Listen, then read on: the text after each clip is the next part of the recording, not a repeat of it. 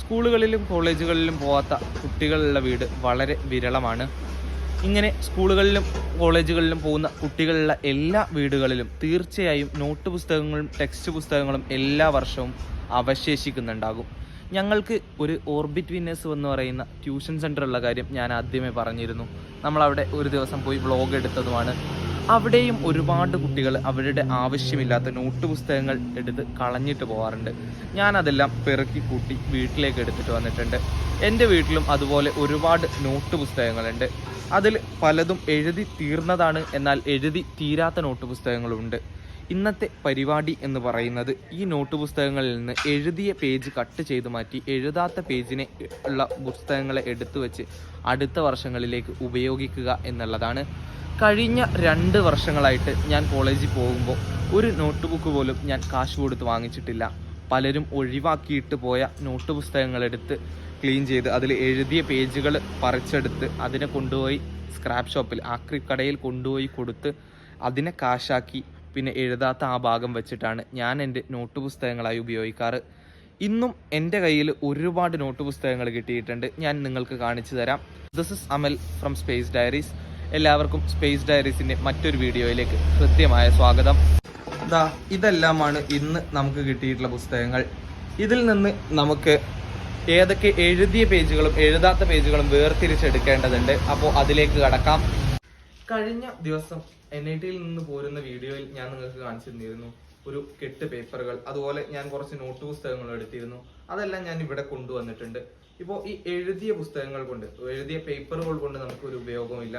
ഇന്ന് ഞാൻ ഇവിടെ ചെയ്യാൻ പോകുന്നത് എന്ന് പറയുന്നത് എൻ്റെ കയ്യിലുള്ള ഈ നോട്ട് പുസ്തകങ്ങളെല്ലാം എടുത്തുകൊണ്ട് ഇതിൽ നിന്ന് എഴുതിയ പേജുകൾ എഴുതാത്ത പേജുകൾ മാറ്റിയെടുക്കാൻ പോവുകയാണ്.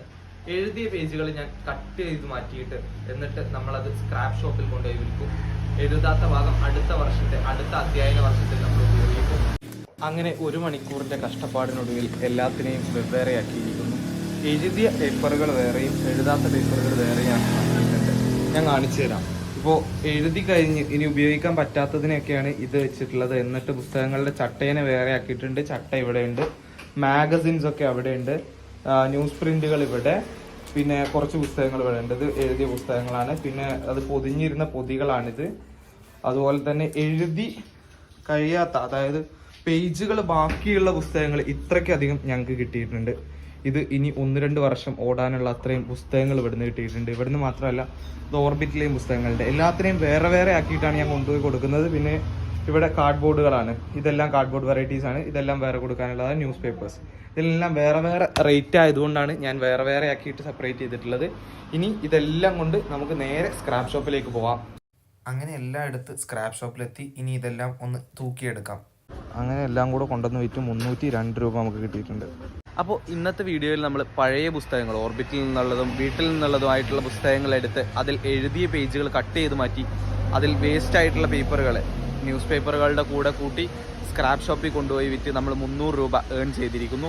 ഈ 300 രൂപ നമ്മൾ മറ്റൊരു കാര്യത്തിന് വേണ്ടിയിട്ട് സേവ് ചെയ്ത് വെക്കുന്നതാണ്. അതിൻ്റെ കാര്യം പിന്നെ അടുത്തൊരു വീഡിയോയിൽ നമുക്ക് പിന്നീട് പറയാം.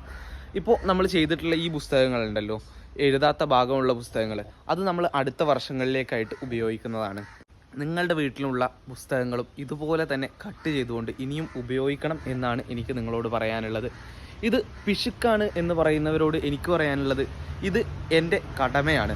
ഈ ഭൂമിയോടും രാജ്യത്തോടും രാജ്യത്തെ സമ്പദ് വ്യവസ്ഥയോടുമുള്ള എൻ്റെ കടമയാണ്. പിശുക്കാണ് എന്നുള്ളവർ പറയട്ടെ, എന്നാൽ ഇതെൻ്റെ കടമയായിട്ട് തന്നെ ഞാൻ മുന്നോട്ട് കൊണ്ടുപോകുക തന്നെയും. നിങ്ങളും ഇതിൽ പങ്കുചേരുക എന്ന് ഓർമ്മിപ്പിച്ചുകൊണ്ട് ഈ വീഡിയോ ഇവിടെ അവസാനിപ്പിക്കുന്നു. അടുത്ത ഒരു വീഡിയോയുമായി വീണ്ടും കാണാം. അതുവരേക്കും ബൈ ബൈ.